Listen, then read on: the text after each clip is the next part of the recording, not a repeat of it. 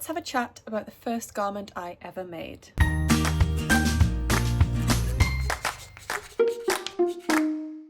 Hi everyone, welcome back to my channel. My name's Tamlin and this is Sewn on the Tyne, and I'm here today with a video where I'm going to share the first garment I ever made, and we're going to talk inspiration to remake or recreate that garment.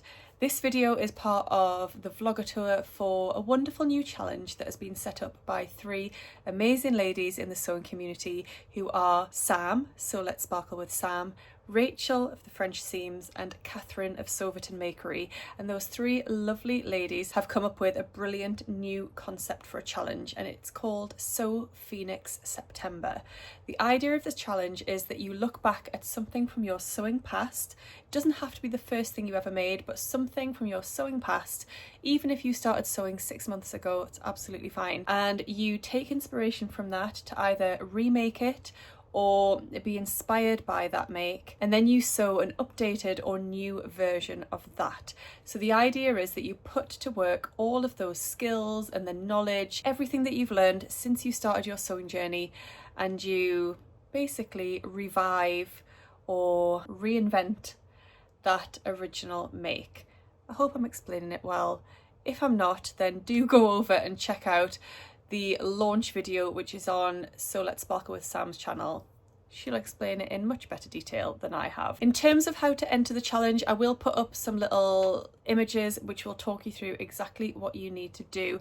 But basically you can share your make anytime during the month of September. You need to use the correct hashtag, tag in the ladies, and also say where you are in the world. If you do not have Instagram, you can still enter. They've set up a special email address for this as well. But again, all of the details will be on those slides in the box down below, and also check out Sam's channel where lots more details are. So in terms of my first garment that I ever made, well, the very first garment I made was when I was 16 doing textiles GCSE, and that doesn't exist anymore. I don't know where it went, probably in the bin. I didn't wear it, it wasn't wearable, it was very questionable, one shoulder satin ruched dress with boning with a diamante strap.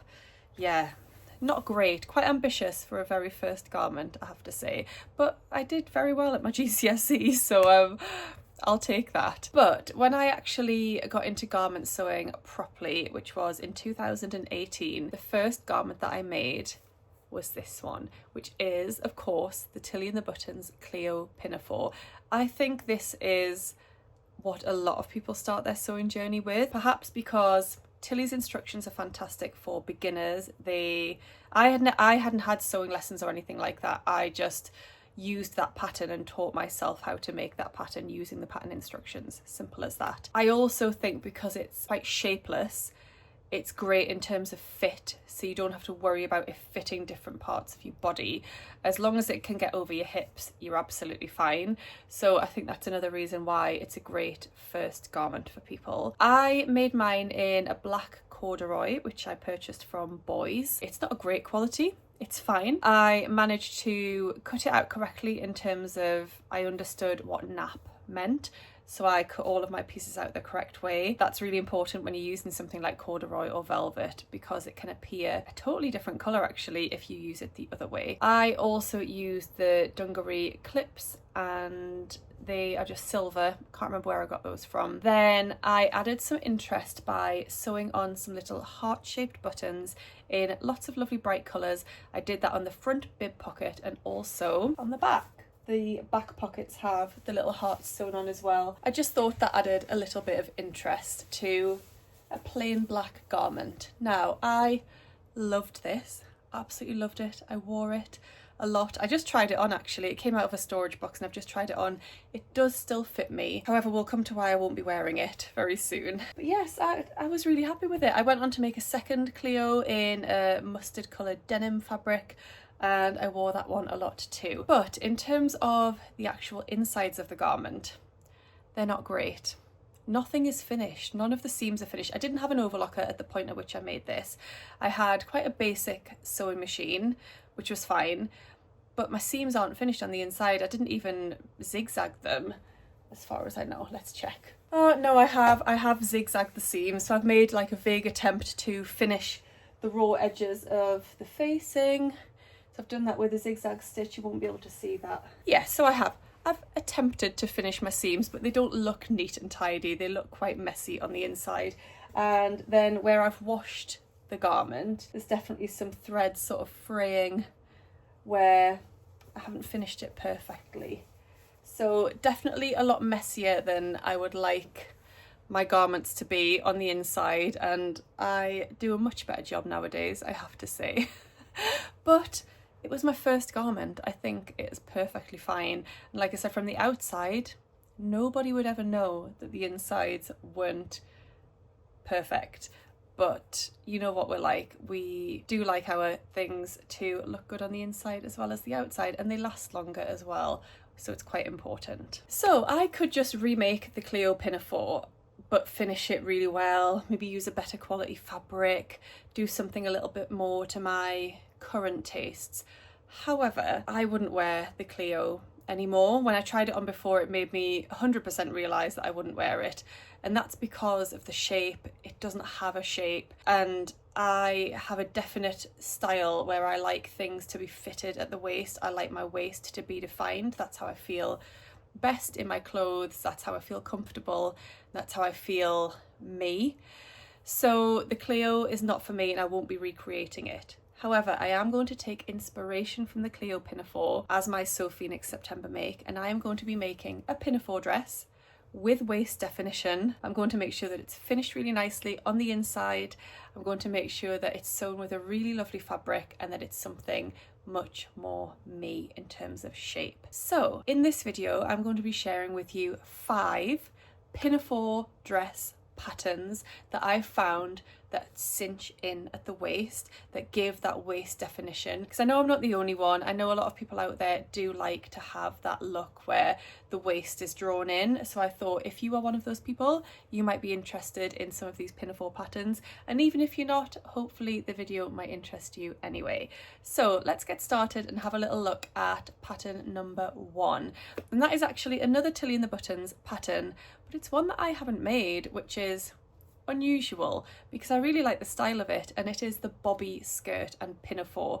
So this was sort of a step up from the Cleo in that it's still a pinafore dress, but it's got lots more top stitching, lots more features, and it's got a separate waistband, so it brings you in a little bit at the waist, and you can make that waist tighter or looser depending on your preference. So they've actually discontinued this as a paper pattern, and that might be that they're going to redo the size range, because this one comes in sizes 6 to 24 UK sizes. So it is available as a PDF, but whether they'll bring it back as a paper pattern, I don't actually know. It's described as a button-down skirt or pinafore that's both classic and bang on trend. Well, this was released quite a few years ago now, so whether it's bang on trend now, who knows? Although I think it's quite a classic look. Endlessly versatile, it looks so different depending on the fabric you pick and the details you add. Go utility chic with a choice of 3 pockets, optional flaps and belt loops, or leave them off for an understated look. It has a gorgeous shape thanks to the curved fitted waistband, princess seams at the back, and slim look bib on the pinafore. Bobbi will be a go-to garment in your me-made wardrobe. So that definitely would fit the bill in terms of being able to draw the waist in a little bit. It's got belt loops, so you could also put a belt on and cinch it in a little bit more if you wanted. Pattern number 2 then is the Jennifer Lauren handmade Pippi pinafore. Now this is one that I have actually made, and I really like it. I've made it once quite a few years ago now, and I did really like this pattern. I'm not going to make it for So Phoenix September because, like I said, I've made it once before already, and I don't have a really strong urge to make it again. However, it is a really gorgeous pattern. So this pattern is available in their extended size range, so it is A to F cups in sizes 6 to 34, and it is described as being your favourite go-to weekend dress. Darts and gently curved sides shape the bib, creating a silhouette that works across multiple bust sizes. The pleated front skirt and side button placket create a relaxed look while also stepping your sewing repertoire up a few notches. Straps cross over the back and fasten to the bib using your choice of overall hardware or buttons depending what you have available. And deep curved patch pockets make sure you have room for everything you might need throughout the day. Casual meets practical with a relaxed fit around the waist and hips. So again, this has that really nice waistband which cinches in the waist and just makes it a bit more fitted and has a bit more shape to it, which I really like. I really enjoyed sewing this up actually, and it does give a really fitted look, especially with those darts across the back skirt too. So pattern number 3, and we're moving away from the more dungaree style pinafore dress here slightly, but it's definitely still called a pinafore according to the pattern company and has that style that you can layer over something, so it's definitely that pinafore look. And this is the Lilja dress, pinafore and blouse from Named Clothing. This is a pattern that I've owned actually since it came out. I bought the paper pattern as soon as it came out because I loved this, and I still haven't made it. So this is going to be the one that I am going to make. There is one more that I'll talk about that I also want to make, but I think Lilja is the one, and it makes sense because I've got the pattern already. So this is a charmingly unique wrap garment that comes in 3 different variations: an ankle length dress, a pinafore dress and a blouse. You can sew any of the variations either sleeveless or with a bohemian 3/4 length puff sleeve. So I would be going for the sleeveless variation, so it's got that pinafore look to it. You can choose a round or a square neckline. I love the square neckline and the image here. I think it's beautiful. The round neckline can be finished with a facing or a binding with back vent and ties. This versatile garment is simple to sew and easy to wear. The sizing is UK 4 to 28 and it's available as a PDF and a printed copy. I really love the check fabric that's been used for this dress. I think in terms of autumn coming up, with boots, with tights, with some sort of knit layer underneath, I think this is stunning, and I can just picture myself in this outfit actually, and it's definitely the one that I'm going to make this month. In terms of how I will level it up to show my progress from this one to now, I'll, like I said, make sure all my seams are beautifully finished. I will be careful about my fabric choice and make sure that I choose something that is maybe not necessarily difficult to work with, but that is a high quality fabric. And yeah, everything will just be finished nicely. Hopefully the fit will be really lovely, and that's going to be my Sew Phoenix September project.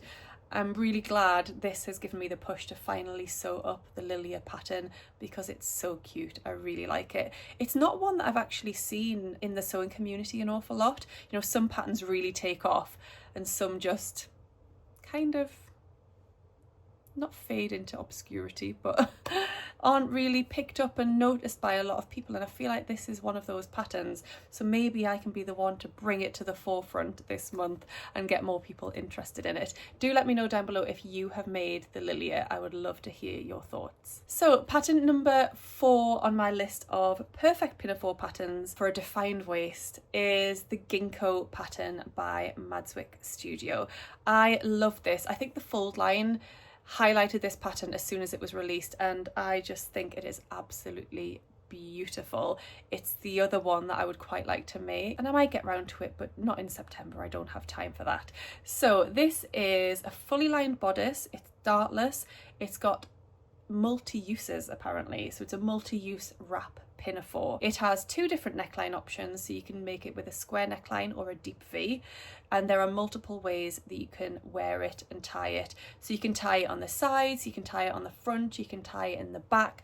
Definitely you would want to tie it at the front or the back if you want that defined waist look. If you tie it at the sides, it's definitely going to be a little bit looser. The dartless design allows it to be worn backwards or in front. You can pick your one neckline or both. So you could have your square neckline at the front, your V at the back, and then you could wear it the other way around too.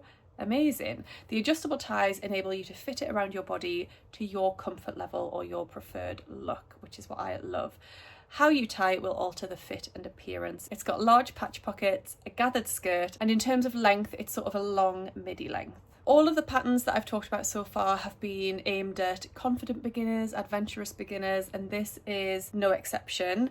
So it says it has some details that will encourage you to learn new skills, like the burrito method, slip stitching, lining a bodice, gathers, hemming, and making ties. So definitely approachable for a beginner, but it will stretch you a little bit if you haven't done some of those things before. In terms of size range, the sizes are 1 to 15. So that takes you from a bust of 32 inches to 60 inches. So yeah, I think that's a really cute option. I could see this one in a check fabric or a lovely linen, something like that. I think it's really lovely. And Pinafore pattern number 5 that I wanted to share with you then is the Daria dress by FibreMood. This at first glance isn't necessarily waist cinching, however it's got belt loops and the ability to wear a belt with it, so you can cinch that waist in if you want to. So this is the perfect dress for inclement autumn days. It's a fitted dungaree dress that pairs nicely with a jumper or roll neck sweater, but of course you can wear a blouse underneath if you wanted to have a slightly more romantic look or a bit of a floaty, whimsical look. The deep cut both at the front and the back gives the classic look of dungarees with a fun twist. Furthermore, this dress has deep pockets, belt loops and shoulder straps with adjustable buckles. This is available in PDF format and the size range is 4 to 32 UK sizes. So I really love this purple, I think is it a corduroy needle cord version that they've made. I think that is gorgeous, and that one has the belt worn with it, so you can see that you could really bring that belt in if you wanted to cinch the waist in. There's also a red version here which is perhaps a denim. Now they've got the belt loops on but they haven't worn the belt with it in these images. You can see it is still quite a fitted style, which I really like, and if you wanted it even more fitted you would just need to pop a belt on with that. So those are my 5 Pinafore dress patterns which are perfect if you want to accentuate that waist or cinch it in a little bit. These patterns are going to be perfect for you. Have you made any of these patterns? Do you have any recommendations? Do you have any other pattern suggestions that I haven't picked out? There'll definitely be more out there. I didn't research every single pattern that was available, so if you can think of any others that would be perfect for what I have in mind, then do drop them down below. I hope you're going to get involved with Sew Phoenix September. I think it's a pretty easy challenge to get involved with and is providing lots of inspiration, so do check out the other vloggers on the vlogger tour and do check out the hosts of the challenge. They are all wonderful ladies and they all have YouTube channels that are definitely worth subscribing to if you don't already. Thank you so much for watching today. I hope you've enjoyed this video and I'll see you again soon in my next one. Happy sewing. Bye.